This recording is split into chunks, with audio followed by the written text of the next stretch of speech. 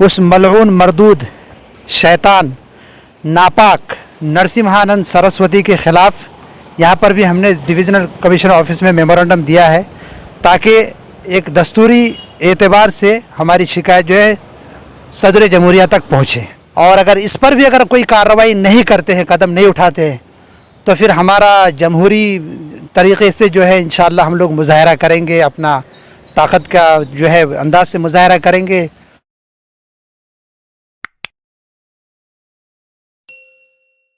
आप देख रहे हैं एसडीएम न्यूज़, मैं हूं रियाद अंसारी।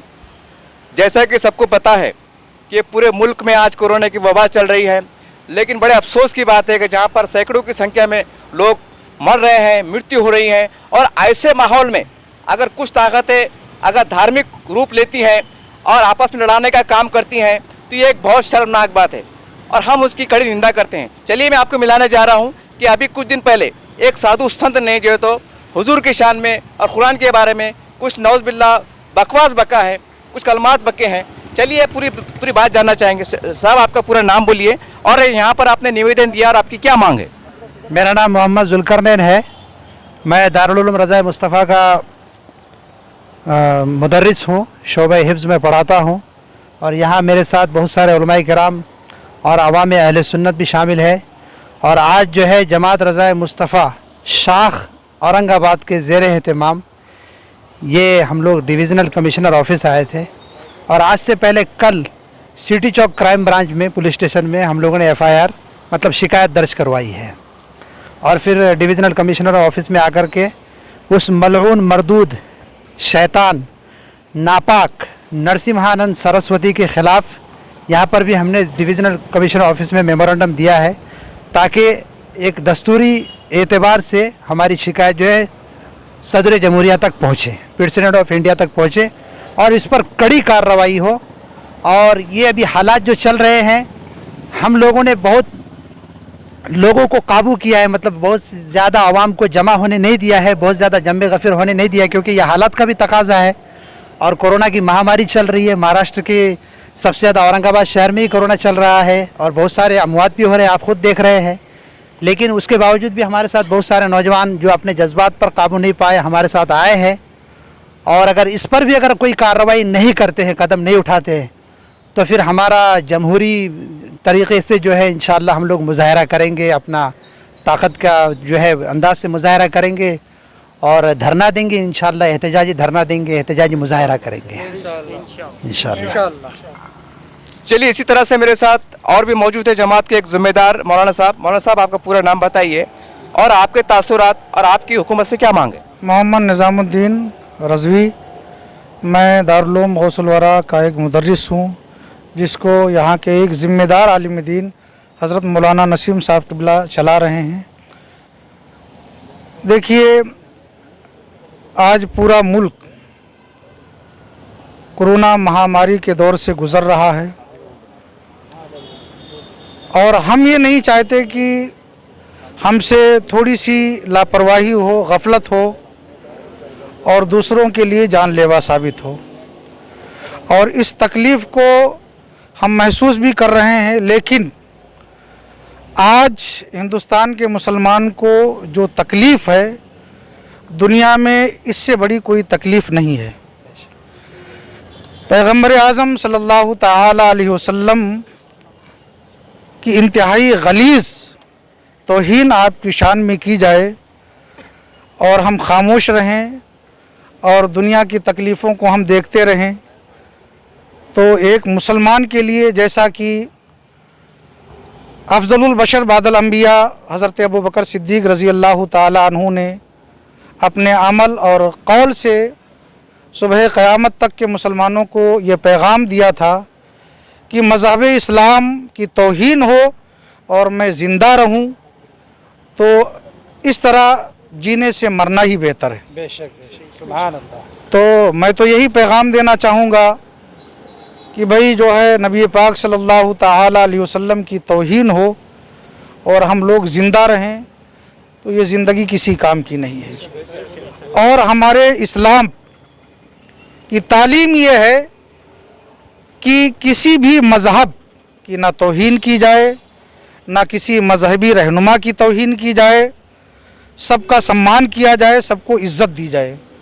और मेरे आका ने जो है अपने अमल और कौल से इसको साबित किया है।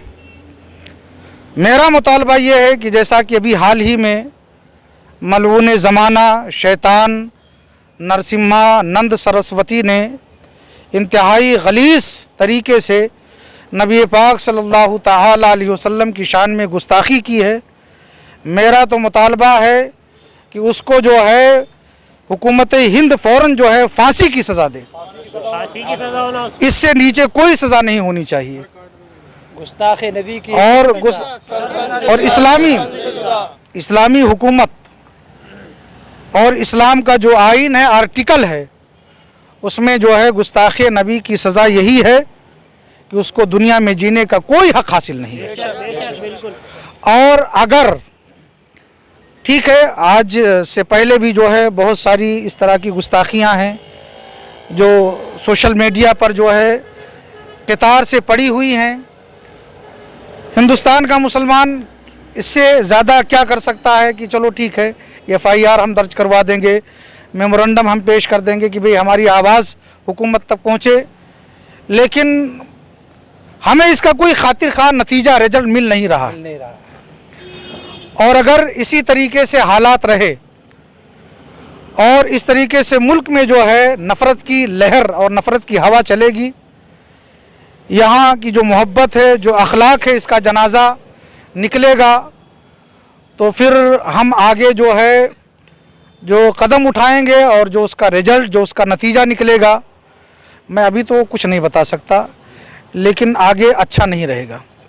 तो ये हुकूमत से मेरा मुतालबा है, गुजारिश है कि हुकूमत की जो ज़िम्मेदारी है, जो यहाँ की आइन, यहाँ के आर्टिकल में है, उस एतबार से गुस्ताखों की गिरफ़्तारी हो और उनको जो है जेल के सलाखों में डाला जाए, कड़ी से कड़ी सज़ा दी जाए, दूसरों के लिए दरसे इबरत और मकाम इबरत बने। और मैं आखिर में ये कहना चाहूँगा कि जितने भी गुस्ताख और जिस तरीके से जो है ये नफ़रत की हवा, हिंदुस्तान एक जमहूरी मुल्क है, यहाँ पर जो है हर मज़हब के लोगों को अपने एतबार से आज़ादी के साथ अपने मज़हब पर अमल करने का इख्तियार है।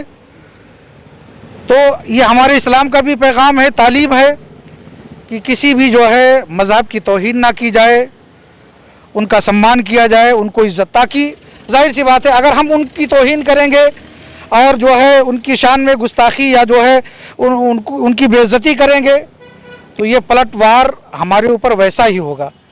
तो ये हमारे इस्लाम की तालीम नहीं है। और जो लोग इस तरह की हरकतें करते हैं, इस मुल्क में ऐसा कानून बने कि किसी भी मज़हब की अगर जो है कोई अपमान, कोई तौहीन करता है तो उनको जो है फांसी के अलावा, सज़ाए मौत के अलावा किसी दूसरी सज़ा का इंतखाब नहीं होना चाहिए। अगर इस मुल्क में जो है ये कानून बन जाएगा तो इंशाअल्लाह मैं बहुत ज़िम्मेदारी के साथ कह रहा हूँ कि जो है किसी की ये हिम्मत और ये जुरात नहीं होगी किसी मज़हब के ख़िलाफ़, किसी भी मज़हबी रहनुमा के ख़िलाफ़ कोई ज़बान खोले। बस मेरी यही गुजारिश है, यही अपील है। चलिए, मेरे साथ एक और यहाँ के जमात के एक ज़िम्मेदार मौजूद है और चलिए मैं उनसे भी बात करने जा रहा हूँ।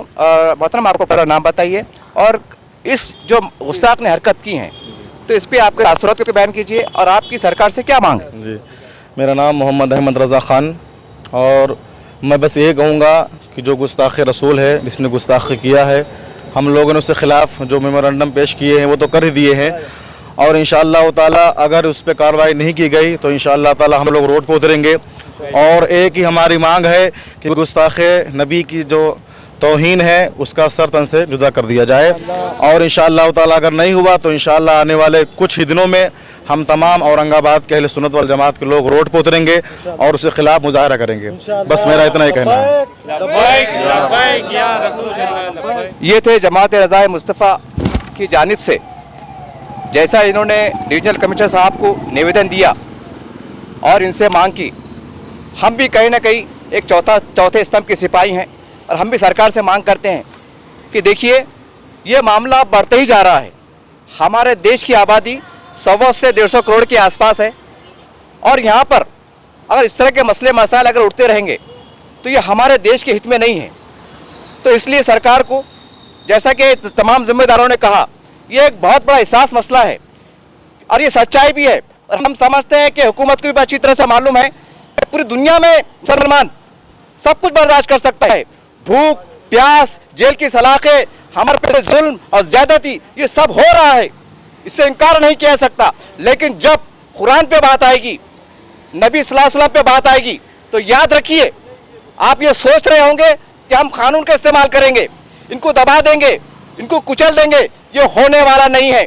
अगर इसका नमूना आप देखना चाहते हैं, वो तमाम इस्लामी ममालिक जहाँ पर ये घटनाएं होती हैं, आप वहाँ का देख लीजिए किस तरह से वहाँ पर हमले हो जाते हैं और गर्दनें काट दी जाती हैं।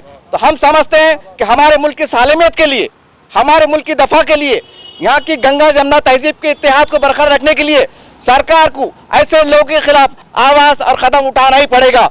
नहीं तो ये समझा जाएगा कि हुकूमत भी कहीं ना कहीं ये लोगों से मिली हुई है और हुकूमत भी कहीं ना कहीं इस्लाम दुश्मन है, यही पैगाम जाएगा। इसलिए हमारी सरकार से मांग है कि देखिए, जो भी किसी भी धर्म के धर्म गुरु के खिलाफ कोई कार्रवाई करता है, कोई बकवास करता है, गैर गलत बोलता है, तो उसके लिए एक ऐसा कानून बने कि मिनिमम मैक्सिमम 30 दिन के अंदर उसे फांसी भी लटकाया जाए, बल्कि ऐसी फांसी भी लटकाया जाए कि चौराहे पे लाके लटकाया जाए। यही हमारे हिंदुस्तान की और यही हमारे भारत की हम समझते हैं बहुत खूबसूरती है और यही सही मानों में इंसाफ है।